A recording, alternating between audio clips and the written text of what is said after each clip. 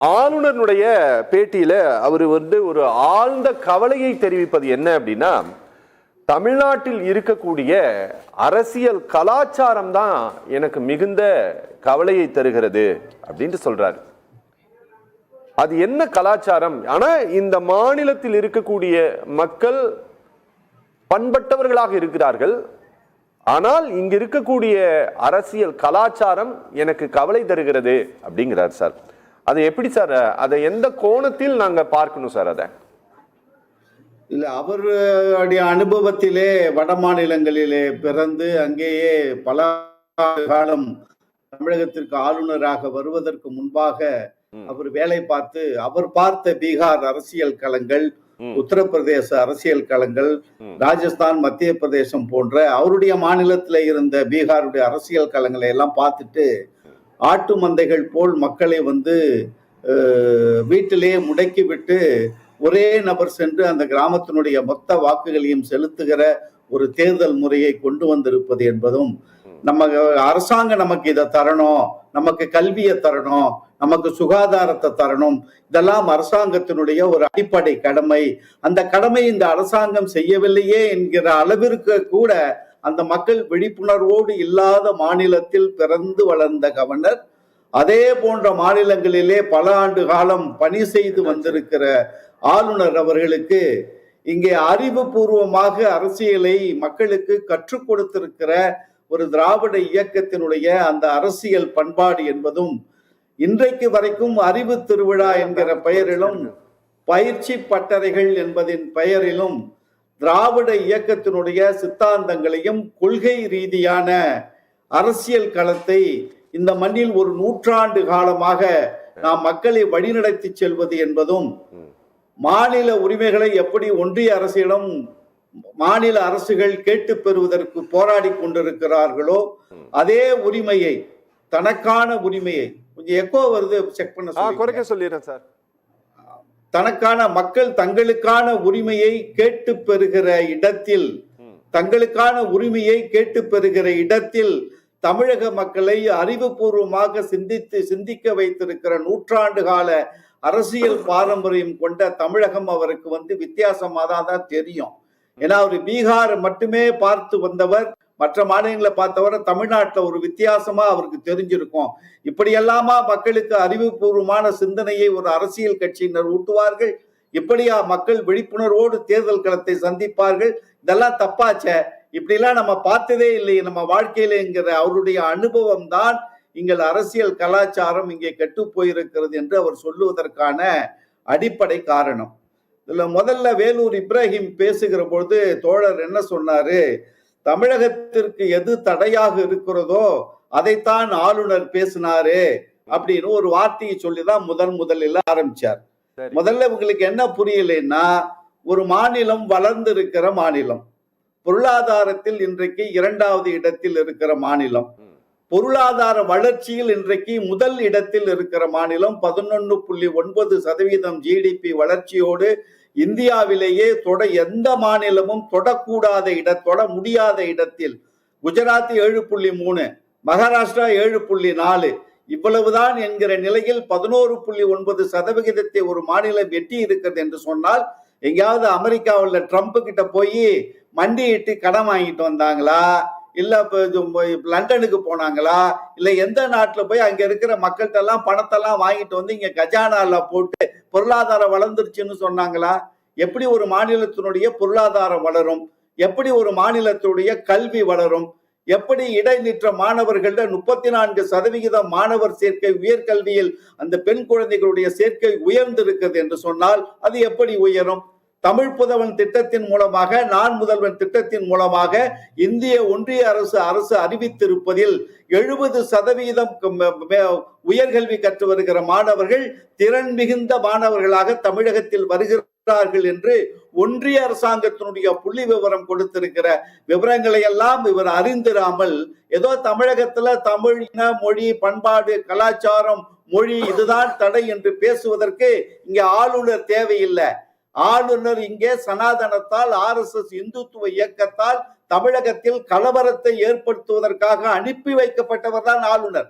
அதற்காகத்தான் திமுக புறச்சொல்லியில அந்த கடுமையான வார்த்தையை பயன்படுத்தினாங்க. காரை செல்வராஜ் சார், தஞ்சை தமிழ் பல்கலைக்கழகம் குறித்து மரியாதைக்குரிய ஆளுநர் குறிப்பிட்டு பேசுகிறார். நீங்க 1981 எம்ஜிஆரால் அது தொடங்கப்பட்டது. இத்தனை ஆண்டுகள் ஆன பிறகும் கூட அங்கு ஒரு 1000 மாணவர்கள் கூட படிக்கல. பிஹெச்டி முனைவர் ஆராய்ச்சி செய்யக்கூடியவர்களை எல்லாம் மாணவர்களாக அவர்கள் கணக்கு காட்டுகிறார்கள். அங்கு ஒரு 4 இருக்கைகளை புதிதாக உருவாக்கி இருக்கிறார்கள். அதுல 2 இருக்கை கலைஞர் கருணாநிதியினுடைய பெயருடையது. மகாகவி சுப்பிரமணிய பாரதியினுடைய பெயரில் அங்கு ஒண்ணுமே இல்லை. அங்க 60% இடமான பணியிடங்கள் காலியாக இருக்குது இப்படின்ட்டு எல்லாம் குறிப்பிடுகிறார். ஆனா நாங்க செம்மொழி ஆராய்ச்சி நிலையத்தை மேம்படுத்தி இருக்கிறோம். காசி தமிழ்ச்சங்கத்தை 4வது கட்டமாக நடத்தி கொண்டிருக்கிறோம். ஹிந்து பனாரஸ் பல்கலைக்கழகத்தில் தமிழ் டிப்ளமோ பாடங்கள் கற்பிக்கப்படுகிறது. இப்படி பல விஷயங்களை அவர் பட்டியலிட்டு பேசுகிறார். ஆனா இந்த அரசு தமிழுக்காக என்ன செஞ்சது? பிரதமர் மோடி இவ்வளவு செய்திருக்கிறார் அப்படின்ட்டு அவர் ஒரு பட்டியலை கொடுக்கிறார். அவர் சொல்லி இருக்கக்கூடிய அந்த விஷயங்கள்ல ஏதாவது தவறு இருக்கிறதா சார்? உண்மையிலே தவறு. அவர் சொன்ன செய்திகள் எல்லாம் செய்திகளையும் உண்மையாக உள்வாங்கிக் கொள்ளாமல் நண்பர் வேலூர் இப்ராஹிம் போன போக்குல ஏதாவது செய்திகளை சொல்லிட்டு போனா இதெல்லாம் நான் பார்த்தேன், அதனால நான் உங்ககிட்ட கேட்கிறேன். இல்ல நீங்க கேட்ட கேள்விகளையும் இப்ராஹிம் சார் நான் வரேன் உங்ககிட்ட, ப்ளீஸ் கொஞ்ச நேரம் வெயிட் பண்ணுங்க. நீங்கள் கேட்ட முன்வைத்த கேள்விகளையும் தாண்டி வேலூர் இப்ராஹிம் அவர்கள் முதல் சுற்றில பேசுகிற பொழுது வைத்த பிழையான செய்திகளை, தவறான செய்திகளை நான் சரி பண்ணி ஆகணும். சரி, இங்கே தமிழகத்தை பொறுத்தவரை நீங்க ரொம்ப தெளிவா பாத்தீங்கன்னா இருமொழி கொள்கை, ஆங்கிலமும் தமிழும் தான். தமிழது தாய்மொழி, தாய்மொழியினுடைய கல்வி அவசியம் என்பது ஒரு புறம். இரண்டாவது புறம் இன்றைக்கு உலக வேலை வாய்ப்புகளை பெறுவதற்கும் இன்னைக்கு research and development, new innovations, ஆராய்ச்சி கட்டுரைகள், ஆய்வு கட்டுரைகள், டெக்னாலஜி பேஸ்ட் இண்டஸ்ட்ரியல் ரெவல்யூஷன் வந்ததற்கு பிறகு ஆங்கிலத்திலே அறிவுள்ள மாணவர்கள் உலகெங்கும் சென்று அதை கற்று இந்தியாவை குறிப்பாக தமிழகத்தை வளமைப்படுத்துவதற்கு ஆங்கில கல்விதான் துணை இருந்தது என்கிற நிலையில்தான் பேரறிஞர் பெருந்தகை அண்ணா அவர்கள் இருமொழி கொள்கையை கொண்டு வந்தார். அதன் வெற்றியை தான் நாம் இன்றைக்கு அனுபவித்துக் கொண்டிருக்கிறோம். தமிழ் வளர்ச்சி எக்கோ இருக்கு பாருங்க.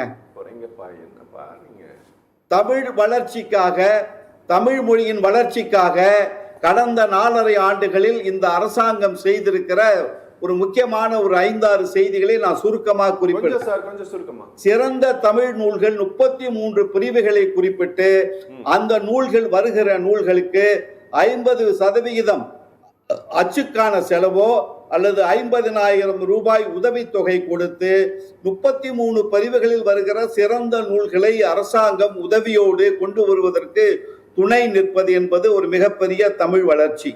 தமிழ் நூல்கள், தமிழகத்தினுடைய ஆய்வு நூல்களை இந்தியா முழுமைக்கும் கொண்டு சென்று சேர்ப்பதற்கு பல இந்திய மொழிகளில் மொழிபெயர்க்கிற பணிகளை இன்றைக்கு தமிழக அரசாங்கம் செய்திருக்கிறது. மாதந்தோறும் தமிழ் அறிஞர்கள், சாதனை புரிந்த அறிஞர்களுக்கு மருத்துவ உதவிகளும் அவர்கள் பயணம் செய்கிற பேருந்து கட்டணமும் இல்லை என்று ஆய்வு செய்கிற, சாதனை புரிந்திருக்கிற ஆய்வு பெரியவர்களுக்கு உதவி செய்கிறது. பள்ளிகள் தோறும் மாதந்தோறும் திருக்குறள் வகுப்புகள் மாதம் தோறும் நடத்த வேண்டும். மாணவர்களுக்கு பேச்சு பயிற்சி, கட்டுரை எழுதுகிற பயிற்சி, இது போன்ற கவிதை எழுதுகிற நுணுக்கமான பயிற்சிகளை கொண்டு வருவதற்கு மாணவர்களுக்கு. இரண்டாவது முக்கியமான செய்தி, சிலப்பதிகாரத்தையும் மணிமேகலையும் இந்தியா மற்ற வெளிநாடுகளில் 25 மொழிகளில் மொழிபெயர்ப்பதற்கான முயற்சிகள் நடந்து என்னுடைய நண்பர் தென்கொரிய தமிழ் சங்கத்தில் பணியாற்றுகிற சகாய டர்சியூஸ் பி என்கிற கன்னியாகுமரி முட்டத்தை சார்ந்த என் நண்பர் மணிமேகலையை இன்றைக்கு கொரிய மொழியிலே மொழிபெயர்த்திருக்கிறார். அமைச்சர் கூட இன்றைக்கு கொரியா போயிட்டு வந்தார். இந்திய மொழிகளில் வேலூர் ஒரே நிமிஷம், வேலூர் இப்ராஹிம் அண்ணனுக்கு தான் சொல்றேன். இந்திய மொழிகளில் சிலப்பதிகாரத்தையும் மணிமேகலையும் மொழிபெயர்ப்பதற்கும் பல மொழிகளில், வெளிநாட்டு மொழிகளில் மொழிபெயர்ப்பதற்கு அரசாங்கம் நேரடியாக உதவி செய்கிறது என்பதும் Okay. தமிழ் ஆய்வு புத்தகங்கள் 1000 ஆய்வு புத்தகங்களை இந்த 4.5 ஆண்டுகளில் பன்னாட்டு மொழி அறிஞர்களிடம் கொண்டு சென்று சேர்த்திருக்கிறது தமிழக அரசு. இரண்டாவது, தமிழ் இருக்கையை பத்தி ஒரு தவறான கருத்தை பதிவு பண்ணாரு. 2 மொழிக்கான தமிழ் இருக்கைகளை இந்த அரசு பதவியேற்றதற்கு பிறகு செய்திருக்கிறது. ஒன்று, யுனிவர்சிட்டி ஆஃப் கொலஞ்ச், ஜெர்மனியில் இருக்கிற யூனிவர்சிட்டியில பல்கலைக்கழகத்தில் தமிழ் இருக்கைகள் அமைக்கப்பட்டிருக்கிறது. யூனிவர்சிட்டி ஆஃப் ஹூஸ்டன், யுஎஸ்ஏவில் இருக்கிற இந்த பல்கலைக்கழகத்தில் தமிழ் இருக்கைகள் அமைப்பதன் மூலம் உலகத்தினுடைய மூத்த மொழியான தமிழின் பெருமையை இந்தியா முழுமைக்கு மட்டுமல்ல உலகத்திற்கும் கொண்டு செல்கிற பணிகளை இந்த 4.5 ஆண்டுகளில் இதுல முக்கியமானது ஒன்று, இந்த 4.5 ஆண்டுகள் செய்திருக்கிற மிகப்பெரிய சாதனை இணைய வழியின் மூலமாக, இணையத்தின் மூலமாக, விர்ச்சுவல் வழியாக distance education courses, digital library, செம்மொழி தொடங்கி நவீன இலக்கியங்கள், மொழி இன வரலாறு குறித்தான ஆய்வு கட்டுரைகளை காணொளிகளில் பதிவேற்றம் செய்து இணைய வழியில் உலகெங்கும் இருக்கிற அறிஞர்கள் அறிந்து கொள்ளக்கூடிய வகையில் முயற்சிகள் மேற்கொண்டு நடைபெற்று கொண்டிருக்கிறது. இதையெல்லாம் வேலூர் இப்ராஹிம் அவர்கள் அறிந்து கொண்டு ஒரு விவாதத்தில் வந்து அமர்ந்து பேச வேண்டும் என்கிற தாழ்மையான கோரிக்கையை வைக்கிறேன். இங்கே வந்து எது தடை என்றால் இங்கே